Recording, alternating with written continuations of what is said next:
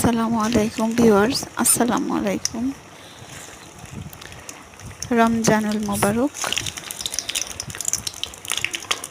উপলক্ষে ছোটদের জন্য কিছু সুস্বাদু নাস্তা তৈরি করা হচ্ছে।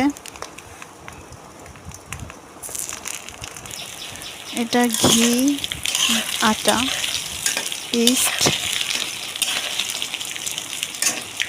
দিয়ে একত্রিতভাবে খামির তৈরি করে